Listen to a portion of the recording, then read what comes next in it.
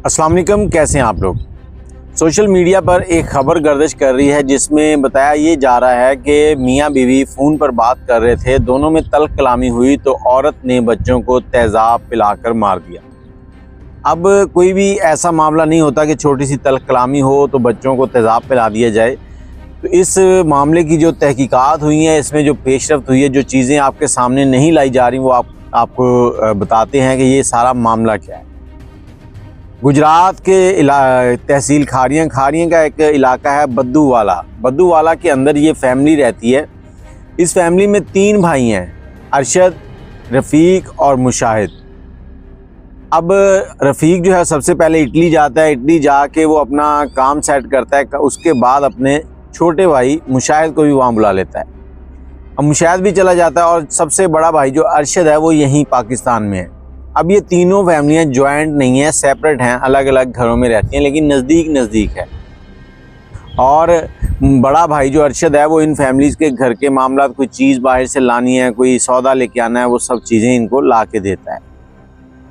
अब मुशाहिद जो है वो अपनी बीवी को फ़ोन करता है और उसे कहता है कि तुम ना अक्सर घर से बाहर रहती हो, तुम्हें बार बार बाहर जाने की ज़रूरत क्या है।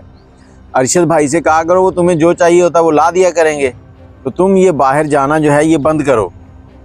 इस पर सिद्रा उससे बहस करती है और बहस करने के बाद फ़ोन बंद हो जाता है मामूल के मुताबिक।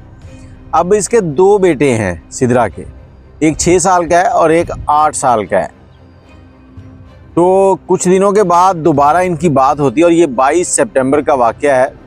22 सितंबर को मुशाहिद का फ़ोन आता है, बीवी से बात कर रहा होता है। बीवी से बातचीत में सब चीज़ें तय होती हैं, क्या मामलात हैं क्या नहीं हैं। उसके बाद वो बीवी से कहता है कि मेरे बेटों से बात करवाओ, मैं उनसे बात करना चाहता हूँ, काफ़ी दिन हो गए तफसीली बात नहीं हुई। अब बेटों से बात होने लगती है। जो सिद्रा है वो बच्चों को मोबाइल देती है और किचन की तरफ चली जाती है। अब किचन में चली गई, वो काम कर रही है, बाप बेटे से सवाल जवाब करता है, जो बड़ा बेटा उससे। तो वो बेटा उसको बाप को बताता है कि मैं ठीक हूँ, सब कुछ ठीक है। वो घर के बारे में पूछता है तो वो बच्चा नासमझ मासूम वो बाप को बताता है कि रात पापा एक अंकल आए थे जो आपके बेड पर सो रहे थे। तो बाप को थोड़ी सी हैरानगी भी हुई और कुछ मामला ऐसे थे जो पहले से उसके भाई ने उसको बताए हुए थे, अरशद ने। अब बाप ने उस बच्चे से ना प्यार से सारी बातें पूछी, वो क्या हुआ, तुम्हारी मम्मा कहाँ थी, वो क्या कर रही थी। तो बच्चे ने बताया कि मम्मा उनको चाय भी पिला रही थी, खाना भी दिया, उनके पास बैठी बातें भी कर रही थी। अब सारी बातें पूछने के बाद मुशाहिद ने बच्चे से कहा कि अपनी मम्मा को फ़ोन दो। उसने उसकी माँ को फ़ोन दिया तो उनमें थोड़ी सी इस बात के ऊपर बहस होने लगी। वो कहता मुझे शक तो तुम पे पहले ही था, अब बच्चे ने सारा पक कर दिया है, तुम्हें शर्म नहीं आई कि तुम अपने ही घर में अपने बच्चों के सामने एक गैर मर्द को बिठाए बैठी हो और क्या क्या गुल खिला रही हो वो अल्लाह जाने। तुम बाद आ जाओ नहीं तो मैं तुम्हें तलाक दे दूंगा। अब वो इसको डरा रहा है, लेकिन सिद्रा जो है वो बेलगाम घोड़ी। उसने क्या किया कि उसने कहा कि अगर तुम मुझे तलाक दोगे तो मैं तुम्हारे दोनों बच्चे मार दूंगी। अब इस बात के बाद उसने फ़ोन बंद किया और वाशरूम में गई। वहाँ से जो टॉयलेट क्लीनर होता है, तेज़ाब, हम लोग अक्सर नमक का तेज़ाब गांव में चलता है, वो फेरी वाले आते हैं बेच के जाते हैं, वो उठाया और दोनों बच्चों को पिला दिया। अब दोनों बच्चों को पिलाया तो बच्चे जो हैं वो फर्श के ऊपर गिरे हुए हैं, उनके मुंह से झाग निकल रही है और तड़प रहे हैं। इस जालिम औरत ने उनके गले में और मुंह के ऊपर दुपट्टा बांध के उनके मुंह बंद कर दिए और बच्चे जो हैं वहाँ पे कत्ल कर दिए।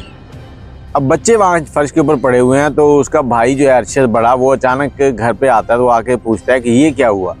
अब सिद्रा ने भी ड्रामा शुरू कर दिया कि इन बच्चों ने तेज़ाब पी लिया था और मैंने भी तेज़ाब पी लिया, मेरी अरशद से लड़ाई हो गई थी, बच्चे सिपारा नहीं पढ़ने जा रहे थे। इस तरह से उसने बहाने बनाए, स्टोरी सुनाई। तो उसने फ़ौरन 15 पे कॉल की। 15 पे पुलिस आई तो पुलिस ने आते ही सारा मामला देखा और साथ ही 1122 भी आ चुकी थी।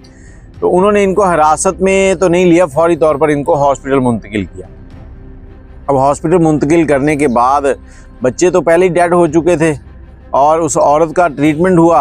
अब उसने हो सकता है थोड़ा बहुत तेज़ाब खुद भी पी लिया हो ताकि लोगों को ड्रामा जो है वो नज़र आ जाए। तो पुलिस ने क्या किया कि उसके जो टेलीफोन रिकॉर्ड है ना वो निकलवा दिए, CDR। उसमें आपने किसको कॉल की, क्या किया, कितना टाइम लगाया, वो सारी चीज़ें आ जाती हैं। तो वो निकलवा रही है।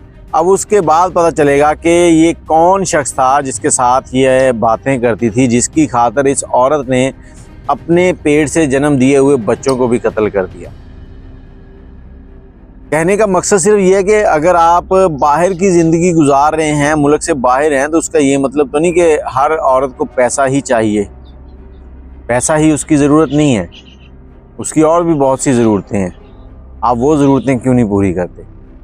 आप सिर्फ पैसे के चक्कर में, स्टेटस के चक्कर में बाहर चले जाते हैं, 2-2 साल घर नहीं आते, और यहाँ पर क्या कुछ होता है वो फिर अल्लाह जाने, और बहुत से मामला ख़राब हो जाते हैं, बहुत सी फैमिलियाँ उजड़ जाती हैं, हंसते बसते घर जो हैं वो आग की दलदल में चले जाते हैं।